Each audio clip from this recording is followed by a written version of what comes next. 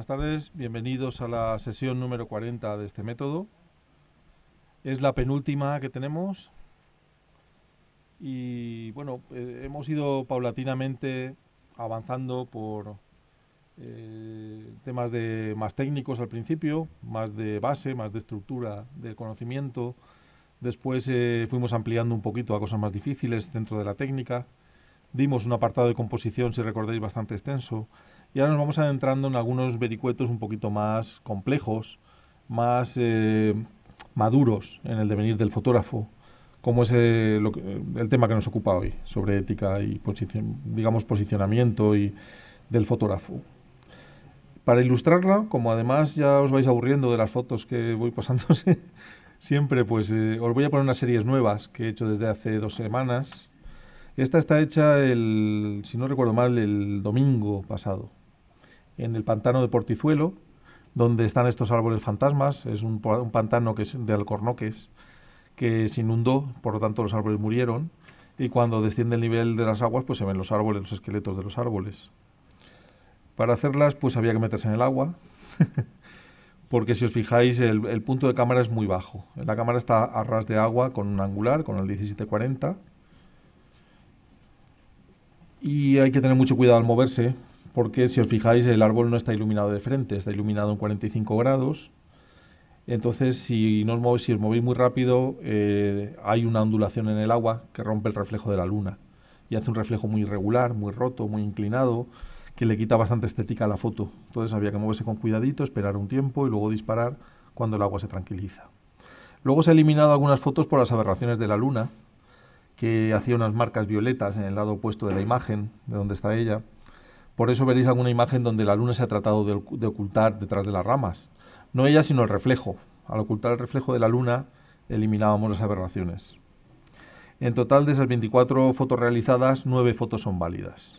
Bueno, veis, esta es una adaptación cuadrada en la que se ha tapado, con una de las ramas del árbol, se ha procurado tapar el propio reflejo de la luna. De esta forma hemos prevenido esos reflejos. Y luego el corte me parecía original, cortar esa parte de la rama y hacer como una X, la forma de una X, con el árbol y su reflejo. El árbol es muy gracioso, tiene una cuerda ahí colgando, como si fuera el árbol del ahorcado, y tiene también ahí como un ombliguito, como un agujerito ahí en medio del tronco. En fin, que desde la orilla ya se veía que el arbolito prometía. Sobre el tema que nos ocupa de ética, bueno, ¿por qué he empezado con estas fotos? Primero, porque son nuevas y no las habéis visto. Segundo, porque vais a ver un poco el trabajo de allí in situ. Es decir, estas son las primeras, luego iréis viendo más fotos hechas allí para ver la totalidad del trabajo que se ha hecho allí y os explicaré un poco las dificultades que tuvo. Y por otro lado, pues porque se han desechado un gran número de imágenes, 15 fotos se han desechado y algunas muy bonitas, pues por ese reflejo que a mí no me gusta. Entonces, eso inutiliza la imagen, hace que la tenga que borrar, en el caso de mi postura. En el caso de otras personas que se permiten el retoque o cierto grado de retoque, pues simplemente con clonar esa zona o con un parche, copiar la textura encima, se hubiera arreglado. El caso es que cada uno elige su posicionamiento, dónde quiere estar, qué quiere hacer y cómo lo lleva. La ética la vamos a abordar desde el punto de vista de una asociación, es decir, qué decálogo puede tener una asociación para sus fotógrafos. Yo voy a mostrar el caso de AEFONA, que es de naturaleza y está recién hecho el nuevo decálogo consensuado en un equipo. Esto permite compartir y recomendar puntos de vista entre los asociados, entre compañeros con digamos, la misma disciplina temática, y adoptar esas recomendaciones y modos de comportamiento en común para la asociación. En la naturaleza, es decir, cuando uno está en la localización, en el campo, haciendo imágenes, pues en el caso particular yo recomiendo que no se altere el medio, que no se corten los sujetos vegetales, es decir, que no se corten las plantas para llevarlas a un estudio o para posicionarlas en otro sitio con mejores fondos. Esto condiciona pues el que llevemos fondos artificiales. Es decir, damos prioridad a la vida, a no cortar una especie vegetal, digamos, el que la foto sea natural. Nadie, o sea, en fotografía, como sabéis, estamos intentando expresarnos artísticamente. Entonces uno puede tener esas licencias, yo las tengo. Es decir, yo puedo poner un fondo artificial porque lo hago en el momento que hago la foto. Y lo digo. Habrá quien ni siquiera quiera hacer eso. Y me parece estupendo. Es otro posicionamiento ético. el no utilizar nada artificial en una foto de naturaleza. Y sobre todo no alterar el comportamiento natural de los animales. En los viajes, pues yo recomiendo que os preguntéis la razón profunda de ir a otros países. ¿Por qué vais a otros países? ¿Qué pretendéis con esos viajes? ¿Queréis cambiar la realidad del país, documentarla? ¿Estáis haciendo un proyecto de algún tipo? Y sobre todo viajar de forma responsable, utilizando los medios adecuados y respetar las culturas desconocidas. O sea, no tratar de ir con nuestra, no sé, de ser jueces, ¿no? De viajar con nuestra verdad. La ética en la edición hace referencia al procesado de las imágenes, en qué información vamos a poner en las imágenes, si estamos avisando de la cautividad o de la restricción de movimiento de los sujetos, de la alteración de la realidad mediante filtros o técnicas fotográficas como la larga exposición. Yo creo que esto es recomendable y no hace daño a nadie, informar. La ética en los negocios, yo también os voy a comentar algo sobre ello. Aportar al cliente la información relevante, cumplir con los plazos y las condiciones, formar al cliente a la par que estamos haciendo el trabajo. En nuestra afición o profesión, digamos en nuestro sector, pues fomentar el intercambio de información, el compañerismo, las acciones conjuntas por el bien de la ética, crear recursos para el sector, intentar crear recursos, asumir responsabilidades dentro del sector, compartir formación y sobre todo preocuparse también del nivel de la fotografía en tu país, de qué forma se puede incrementar. Con nuestra obra también esos aspectos éticos de dar a conocer nuestra obra de la forma adecuada, en buenas condiciones estéticas, mostrar respeto por el espectador sin tratar de confundirle o de engañarle. ¿Veis? En esta imagen veis que hay otro árbol en la distancia que también se ha tenido que iluminar. En este caso, la presencia de ese árbol condiciona que el fotógrafo ya no se desplace hacia la izquierda para iluminar, sino que se desplace hacia la derecha, porque así el árbol queda más cerca, más próximo, y se le puede dar cierto volumen. Veis que incluso el árbol en la distancia tiene relieve, tiene sombras, y es porque nos hemos alejado andando despacio por el agua hacia aquel lado. Las exposiciones son de 30 segundos. Entonces en 30 segundos te da tiempo despacito a alejarte del árbol. Se pone el temporizador además de 10 segundos para que te dé tiempo a alejarte un poquito más y no mover el agua. Y entonces esto ha condicionado que la iluminación venga del lado contrario que en las anteriores. Esta vez viene desde la derecha, ya lo veis en las sombras, y se ha tapado la luna para evitar cualquier tipo de aberración. Aquí ya trabajamos sobre seguro porque la luna en el cielo y la luna en el reflejo queda tapada. Entonces no van a aparecer aberraciones. La ética al principio es algo que nos va a quedar como muy lejos, que no nos va a preocupar, pero veréis que en conversaciones con otros compañeros o en entrevistas o en cualquier conferencia, en cualquier reunión incluso, pues nos van a pedir que nos posicionemos, nos pueden pedir opinión, pueden pedir que tomemos partido por una posición o por otra, y en ese caso pues se va a evidenciar que ni siquiera nos lo hemos planteado. O sea que es mejor que tengamos ya previamente una posición clara al respecto de ciertos puntos, ¿no? Al final de todo esto, bueno, pues va a ser nuestra trayectoria, va a ser al final de nuestra obra, de cuando acabamos de hacer fotografías, con esa perspectiva que da el tiempo, pues lo que acaba hablando de un fotógrafo, de quién fue, de qué hizo, de por qué hizo eso. Entonces debemos tenerlo muy presente en nuestro quehacer cotidiano, porque, ¿qué voy a deciros yo? Engañar con una fotografía al final se va a saber. Aquí en la sección de fotografía clásica los estamos pillando a muchos de ellos. Y pues aquel que dijo que nunca haría esto y luego lo hizo, pues lo vamos a saber. Entonces define muy bien al fotógrafo su trayectoria y conviene planteárnoslo para no cometer errores al principio que sean graves. Tened en cuenta que nuestra obra nos va a trascender en muchos casos, es decir, nos va a sobrevivir y ahí va a hablar por nosotros de cuáles fueron nuestros valores, qué nos gustaba hacer, cómo lo hicimos. Además, quizá la naturaleza sea donde más se nota la ética, porque claro, estamos fotografiando naturaleza, la naturaleza es algo que se extingue por diversas causas, pero nosotros no debemos ser una de ellas. Es decir, nosotros no debemos ocasionar mal aquello que intentamos realzar. Entonces, el fotógrafo de naturaleza yo creo que debe ser una persona ejemplar, debe tratar de ser una persona que da ejemplo en lo que hace. Quizá esta frase defina muy bien, pues eso, el devenir de la carrera de un fotógrafo. No es solo lo que has hecho, sino lo que no has hecho, qué no hiciste. ¿Qué podías haber hecho que era muy fácil y no hiciste, por ejemplo? Eso define mucho la obra de los fotógrafos. Por lo menos para mí. Yo cuando estudio un fotógrafo no solo veo lo que hizo, veo también lo que no hizo. Luego además, tened en cuenta que la historia de la fotografía va a recopilar cronológicamente aquellos avances que hubieron. Como anécdotas contaré pues que en los años, en 1960 aproximadamente, empecé a leer que alguien había inventado la fotografía macro. La fotografía macro se inventó mucho antes, ya se hacía macrofotografía mucho antes. Esta persona que se atribuyó ese descubrimiento, pues no lo hizo bien. En este caso era una pareja española. Bueno, pues no puedes atribuirte a algo que no has inventado tú, que se ha inventado antes. Debías haberte documentado y haber descubierto que eso, y mejor que lo hacías tú, ya lo hacían antes. O sea, ese conocimiento profundo de la fotografía, eso que estamos viendo en la fotografía clásica, además, nos va a servir para posicionarnos, para descubrir nuestros aportes. Igual no hemos aportado nada y creemos que tenemos un gran descubrimiento entre manos. O sea, hay que saber muy bien hasta dónde se ha llegado y sin pretensiones intentar avanzar, porque descubrimientos aquí no suele haber todos los días. Es cierto que hay algunos argumentos basados en estudios científicos sobre la ética, pero es importante que no intentemos buscar dogmas. Es decir, la ética no puede imponerse, la ética no se impone. Yo no puedo imponerle a nadie mi ética. Yo puedo hacer recomendaciones, decir qué es lo que me gusta, qué es lo que yo haría, cómo lo hago yo, cómo lo entiendo yo, y dar mi opinión. De esta forma a lo mejor a ti te convence y, bueno, pues evolucionas en la ética o no, o echas hacia atrás y te reposicionas. Pero desde luego no somos jueces. Somos personas, pues eso, que tenemos cada uno nuestra carga cultural y nuestros conocimientos. Luego pondré un ejemplo de recomendaciones éticas basadas en avances científicos y veréis qué complicado es tener una ética madura.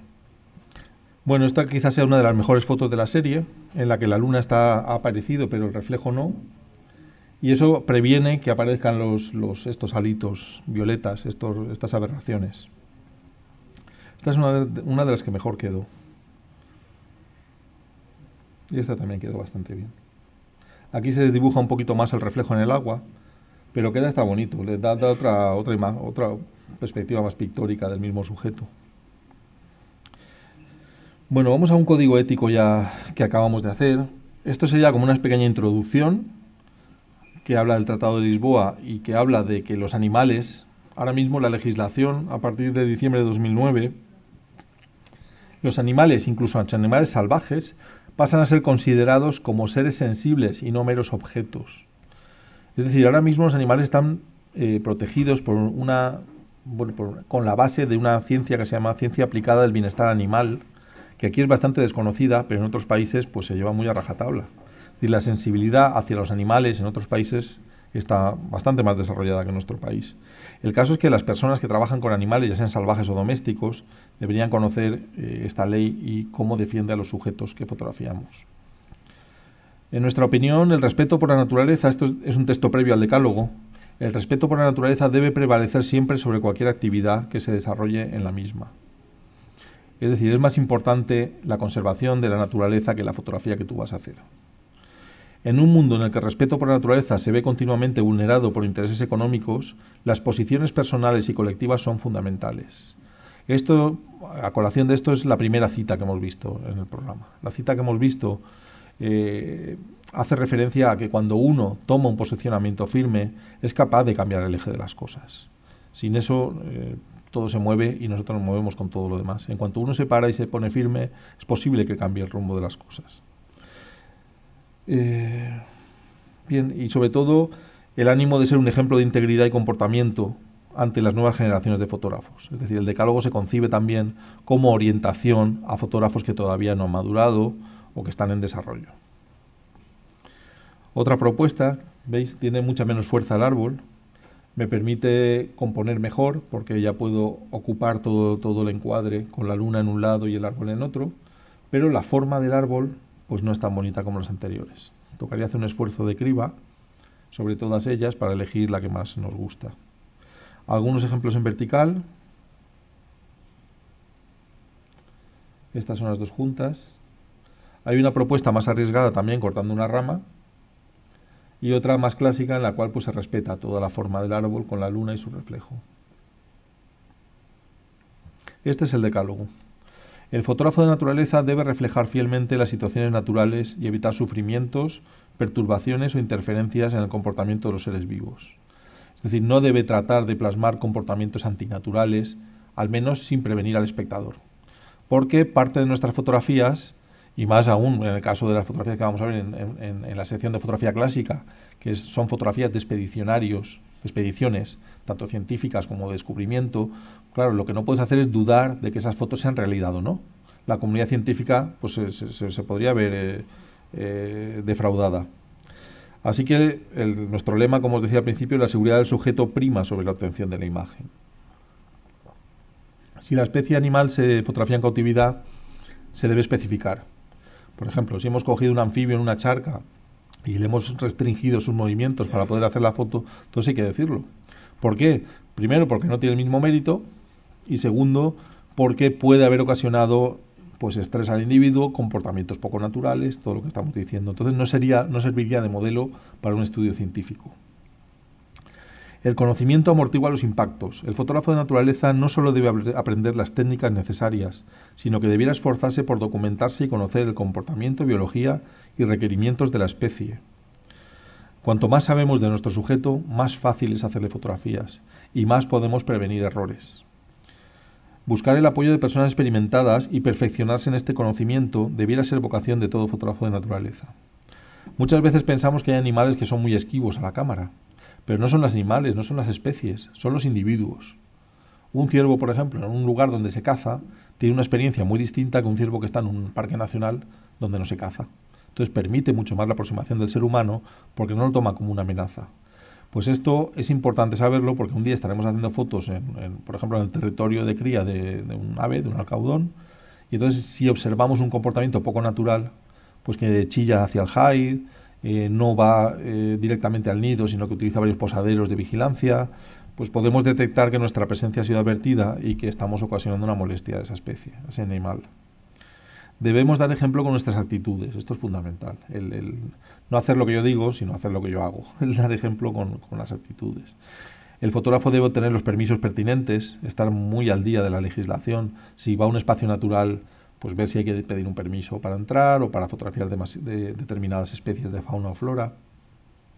Colaborar con la guardería local, informar a los guardas locales de qué estamos haciendo, dónde estamos, por dónde nos movemos. Y a las personas que están viviendo allí o desarrollando allí una actividad económica o productiva. De esta forma cambiaremos bastante la percepción que tienen del fotógrafo de naturaleza. Hay muchos sitios, muchos parques, que están acostumbrados que los fotógrafos se cuelan directamente. Entonces somos una especie poco grata para ellos, ¿no? El fotógrafo que viene aquí hace lo que quiere. O sea, mire, no todo el mundo hace lo mismo, no todo el mundo es igual. No, ¿qué voy a decir yo? No todas las personas que van desarregladas son ladrones. O no se puede generalizar. Aquí hay fotógrafos que hacen unas cosas y otros que hacen otras. El caso es que si todos diéramos un ejemplo, pues sería muy difícil que nos metieran a todos en el mismo saco. El respeto al patrimonio arqueológico, a las formaciones geológicas, a lo que sería la integridad del paisaje, elementos minerales, por supuesto es fundamental. No manipular o alterar irreversiblemente el paisaje, no dejar residuos, por supuesto, y sobre todo también tener respeto por las plantas. Cuando vamos a fotografiar algo y nos molesta la vegetación, pues conveniente llevar unos ganchos de goma para retirar una rama o tumbar la vegetación y luego volverla al sitio antes de cortarla. Bueno, he puesto esta foto, he dudado ponerla o no ponerla, pero al final la he puesto. Esto es una diapositiva de 1980 y algo, que se realizó con un permiso de consellería para la filmación de especies en la provincia de Alicante, para un documental. Se llamaba Hábitat, Alicante Espacio Natural. Aprovechando este permiso, que incluía cine y fotografía, pues hicieron estas series de fotos. Pero este de fotografiar especies, ya sean rapaces o ya sean gorriones, en el nido, es algo muy delicado. Ya lo vimos en la fotografía de fauna y es algo que solamente con el asesoramiento científico deberíamos hacer. O sea, la fotografía de nido, los animales son muy vulnerables. No ya porque nos detecten a nosotros o algo así, sino porque en esa zona estamos dejando nuestro olor y nos vamos a comer un bocata en el hide.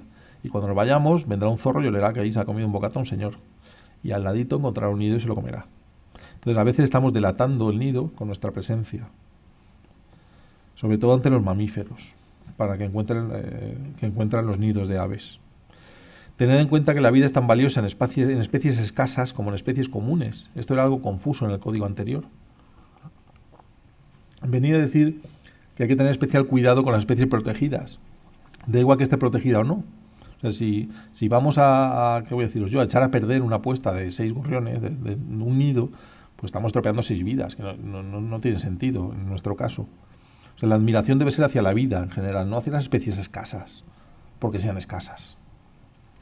Cuando uno se hace un escondite, pues utiliza mejor ramas secas, balas de paja, materiales inorgánicos, en vez de cortar ramas frescas, salvo que uno esté en un cultivo y tenga permiso o el agricultor lo haga. Perturbación específica a evitar, pues la excesiva proximidad al sujeto. Hay personas que no tienen el equipo adecuado y quieren estar muy cerca del animalito y, bueno, pues obligan a una distancia de trabajo que causa estrés. Los pájaros y los animales aquí mantienen una distancia de seguridad con respecto al sujeto que es bastante amplia. Entonces, si no tenemos el equipo a punto, no pretendamos hacer cierto tipo de fotografía, pues nos va a obligar a estar muy, muy cerca de ellos. Eso produce estrés, intimidación, modificaciones en la actividad, pautas de huida, comportamientos de huida, o, que sería peor, habituación a la presencia humana. Se habitúa a la presencia humana y luego llega la época de caza y aquí ya sabe lo que pasa. Prestar también atención en cuando son más vulnerables, por ejemplo, en la muda del plumaje o ante condiciones meteorológicas desfavorables, cuando hay una nevada muy fuerte, ahí los animales se desorientan mucho. Entonces, en esos días se supone que no se debe cazar, está prohibido por la ley de caza, cazar esos días de nieblas muy intensas, de nevadas muy intensas, pero nosotros también debemos ser conscientes que ahí molestar a los animales no es el momento. Sobre todo, lo que os digo que es fundamental es mantener esa distancia de seguridad, que el animal está tranquilo, desarrolla su comportamiento natural y no eres una amenaza para él. Alimentar a la fauna salvaje. Aquí sí que hay bastante conflicto. Alimentar a la fauna salvaje tiene un montón de efectos secundarios. Al final os he puesto como anécdota un extracto de un estudio científico donde dice qué problemas puede ocasionar el alimentar a la fauna salvaje. No estamos hablando ya ni siquiera de presas vivas, sino alimentarlos en general. Es decir, cuando uno va a un comedero y llega con un saco de alpiste y pone ahí unos 50 kilos de alpiste para que coman los pájaros en general, pues está creando algunos problemas. Por ejemplo, el habituamiento a que ahí hay comida gratis, a que no hace falta buscar nada, que está allí. Pues es que me acabo de acordar. Y alimentarnos también en ciertos entornos. O sea, seguramente tú conoces, yo lo he leído también, el problema, por ejemplo, que ocasionan algunas peregrinaciones masivas, como es en el Rocío, cosas tan tontas, tan insignificantes como es abandonar las botellas de cristal. En efecto, sí. Bueno, pues para esto están los códigos éticos. Una de las de ellos decía no abandonar nada en la naturaleza, es decir, no dejar allí ni papel de aluminio, sobre todo residuos de larga duración, pues no tiene sentido. Pero ni siquiera materia orgánica que no estaba allí. Sí, un poco por explicarlo, por si alguno lo sabe. Es decir, porque han aparecido, después han hecho estudios donde han sacado las botellas y decenas o centenares de escarabajos muertos dentro de las botellas. Sí, es un escarabajo que está amenazado y está desapareciendo porque el olor de líquido dulce que emanan las botellas de Coca-Cola, de Fanta, de este tipo o de olivas, incluso los botes, pues hace que los bichitos se metan dentro y luego ya no pueden salir, no pueden trepar por el cristal ni por el metal, y entonces se quedan dentro y mueren ahí dentro. Y lo descubrieron en un estudio bastante reciente. Y creo que lo comentó Héctor Garrido, ¿verdad? Bueno, además, pues lo que está siendo polémico ahora mismo es el uso de presa viva, el uso de cebos vivos. Es decir, ¿qué hacemos? Cogemos aquí un conejo, lo atamos y que venga un águila y se lo coma. Bueno, hay a quien le parece una barbaridad. Yo por posicionamiento personal no lo haría nunca. Pero hay quien dice pues que con un gusanito sí se vale. Pues hombre, con gusanito sí se vale. ¿Dónde está el límite de usar la presa viva? Pues bueno, esta es la invitación a que cada uno se lo plantee y se ponga su propio límite. Mi límite es no empezar. Yo no utilizo presa viva, ni gusanitos, ni mosquitas, ni escarabajitos, ni palomas, ni corderos, ni ciervos, ni nada. Es ya un posicionamiento personal. Pero no solo esto, sino que poner comida en abundancia en la naturaleza tiene efectos secundarios que pueden ser bastante graves. O sea, plantearos los que hagáis un comedero, pues poner una cantidad de comida muy pequeña, muy específica, la cantidad de comida que se come en una hora este pajarito, pero no cualquiera, porque entonces estaréis beneficiando a los oportunistas sobre las aves específicas. Es decir, si ponéis pipas de girasol, por ejemplo, pues vendrán gorriones, vendrán pinzones, y si lo que queréis es atraer a carboneros garrapinos, vais a fomentar toda la competencia de carboneros garrapinos, por ejemplo, o del herrillo capuchino. Bueno, pues pensad muy bien eso, que no es tan fácil poner comida para las aves, así como se hace en Inglaterra, que todo el mundo tiene en su jardín un saco, así un bote entero lleno de comida y con un montón de sitio para que los animales coman. Esto lleva pues a una competencia excesiva por el alimento, a un intercambio de enfermedades entre los animales. Bueno, no es recomendable, no es práctica recomendable extraer ejemplares de su hábitat, por supuesto, ni trasladarlos de lugar o circunstancias en las que se encuentran. O sea, que esto de llevarse animales a casa, a un estudio, cambiarlos de sitio, esto es traumático para un animal. En el caso, por ejemplo, de los anfibios, que es cualquier foto de anfibios que veáis, casi cualquier foto de anfibios que veáis, salvo muy honrosas excepciones, están hechas así, manipulando al animal. Está hecha pues confinándolo, metiéndolo en un acuario, sacándolo dentro del agua a través de un cristal. Bueno, pues esto hay que saber muy bien qué estás haciendo, porque el animal se estresa, se puede poner en peligro, cuando lo sueltas no está en el mismo estado que cuando lo cogiste, tú tienes enfermedades que le afectan a él que tú no conoces, igual que él tiene algunas cosas que te pueden afectar a ti que tú no conoces. Entonces está un poco el choque este de yo quiero relacionarme con ellos, pero si este hombre dice que no se pueden tocar, bueno, yo no los toco, no quiere decir que tú no los toques, cada uno debe hacer un poco lo que siente. Esta es una fotografía que está realizada con un ejemplar en cautividad. Si no se dice, la foto tiene mucho mérito. Claro, hacer una foto, un águila perdicera con el fondo desenfocado, pocas fotos hay, ninguna foto, muy pocas, yo diría muy pocas fotos hay hechas en libertad en estas condiciones, a esa distancia de un águila salvaje. Entonces, en vez de pegarme el moco y deciros, fijaos qué difícil y lo que hemos conseguido, pues se dice, pues esto es una especie cautiva, eso sí, aunque sea cautiva, para conseguir esa mirada y ese aspecto hay que montar un escondite, tiene que haber otra persona afuera que es la que está allí moviéndose y de repente se va y tú te quedas con ella y ella entonces se pone como ella sabe, pero en fin, no es fácil, pero está cautiva, no hay que olvidarse. Estos centros especiales donde tienen especies animales en cautividad tienen una normativa muy precisa para los visitantes que debemos conocer y cumplir. Es decir, no podemos saltarnos sus recomendaciones porque están hechas por algo. Entonces no podemos alimentar a esos animales, porque si todo el visitante que va los alimenta, pues al final tendrán un sobrepeso tremendo, ¿no? Además, hay sitios que son poco éticos, porque lo que tratan de hacer es simplemente lucrarse mediante pues, mantener en cautividad ciertas especies que son muy codiciadas por los fotógrafos. Entonces priman la actividad económica sobre una función educativa o sobre el bienestar de las propias especies y animales que tienen allí. Entonces, con nuestra visita lo que hacemos es fomentar que exploten esos animales. Así que debemos plantearnos muy bien si vamos o no vamos. Y luego, por supuesto, explicar muy claramente, por no atribuirnos méritos ajenos, pues cómo hemos obtenido la imagen.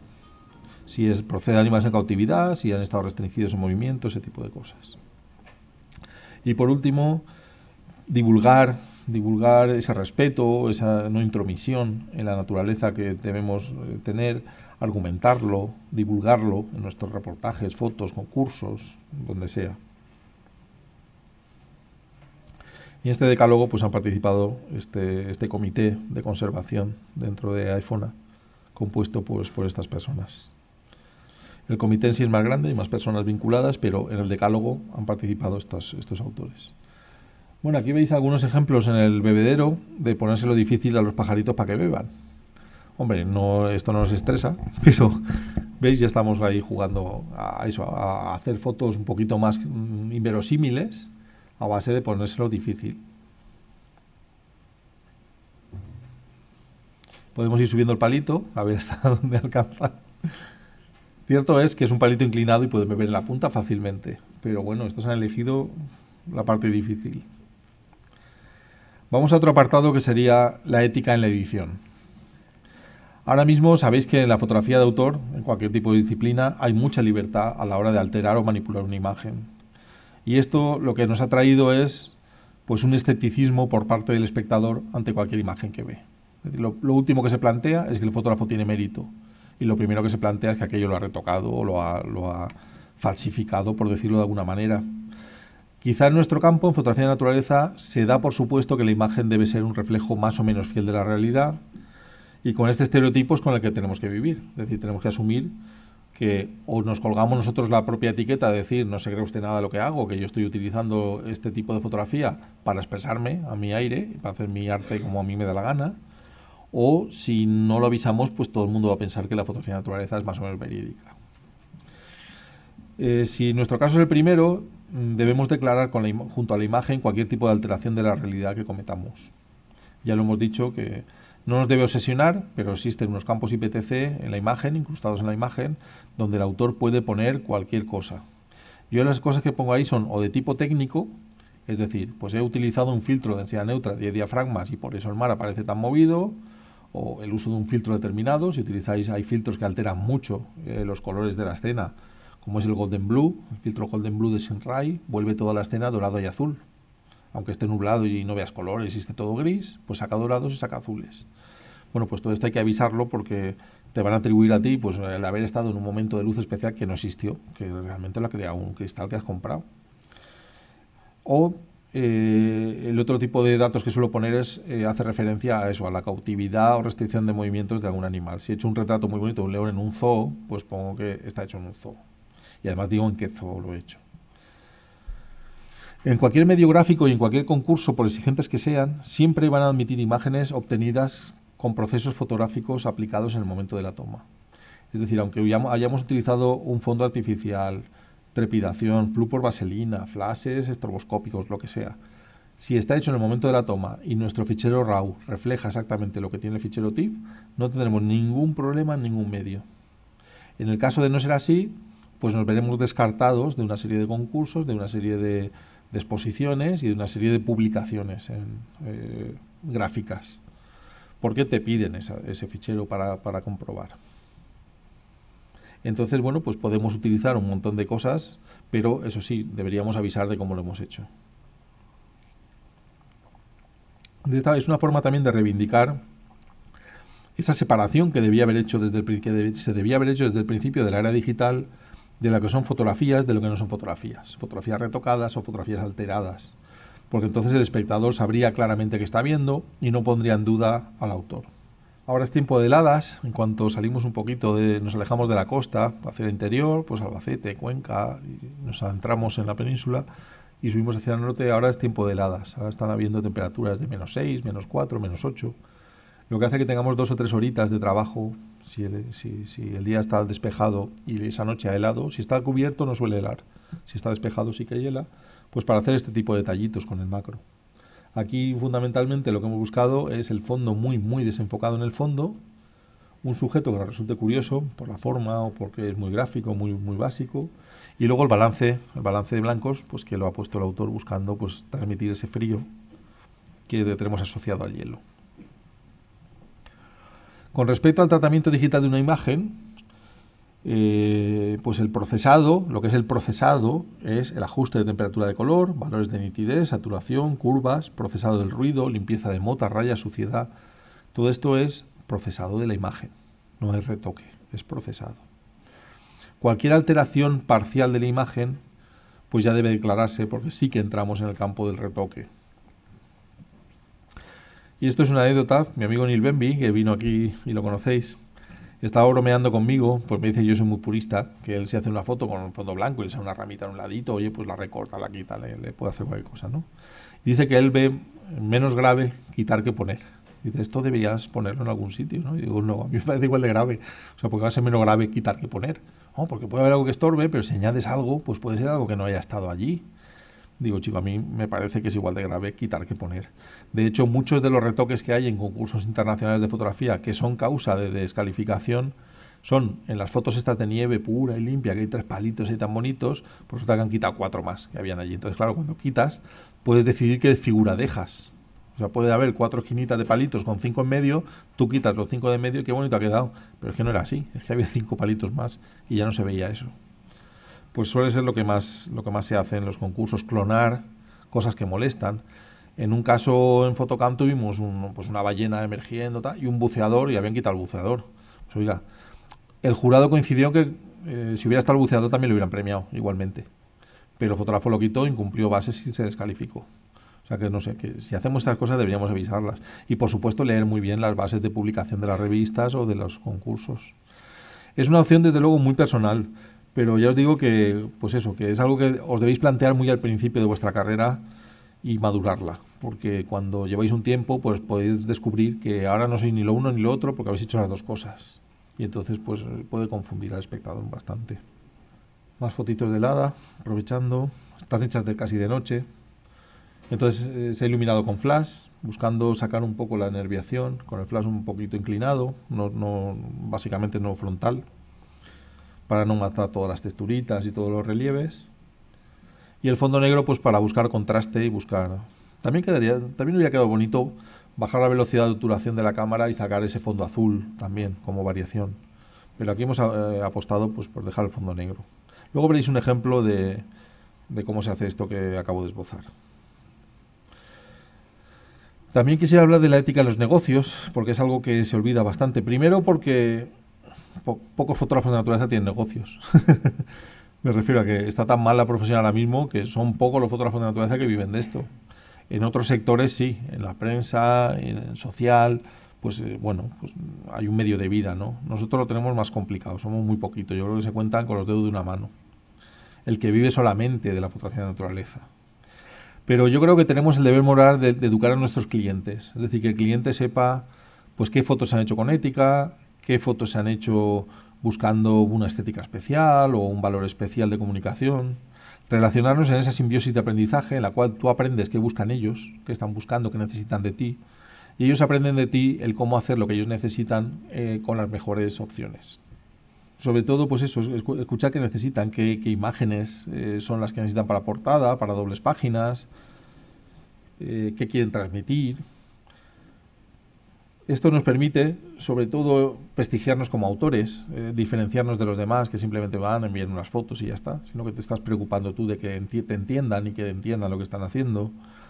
Luego, además, fideliza a los clientes, los fideliza porque eso, pues te estás preocupando por ellos. Ellos aprenden contigo. Las quejas más frecuentes que suelen tener, pues hacen referencia a que esperaban mejores resultados en cuanto a calidad que puede ser estética, no solo técnica, y el incumplimiento de los plazos acordados. Es decir, que te has comprometido a que en una semana lo tendrías hecho y a lo mejor has sido optimista y el tiempo no acompañaba y has necesitado 2 semanas. Llegar a un medio de prensa con una semana de retraso significa que se anula el pedido y que aquello es una catástrofe. Y el señor que tenía una página reservada pues la ha tenido que llenar pues, con algo que se ha inventado. Entonces esto, pues bueno, suele haber mucha presión en ese tipo de trabajos y el compromiso del fotógrafo es fundamental para ellos. Es decir, que se fían de ti y tienes que llegar a tiempo y con buenas imágenes. Puedes hacer un trabajo muy bueno que si no llega a tiempo no va a ser considerado, al revés. Así que saber cuándo decir que no a un cliente. Es decir, pues mira, yo esto no lo puedo hacer, o por tiempo, por equipo, por limitaciones, o porque el margen que me das pues no me da para hacerlo bien. Bueno, algún ejemplo más de helada. ¿Veis? Aquí ya sale otra vez el fondo ese azul. Es de balance, ¿eh? No es de filtro. Es decir, que en la cámara ponéis 4200 Kelvin, cuando la temperatura real de color real en la escena es de 5600 Kelvin, y ya obtienes ese azul en toda la imagen, que por supuesto afecta al blanco, está afectando a todos los colores de la imagen. Un cliente tiene derecho a recibir datos veraces y honestos sobre cómo has hecho la foto y dónde la has hecho.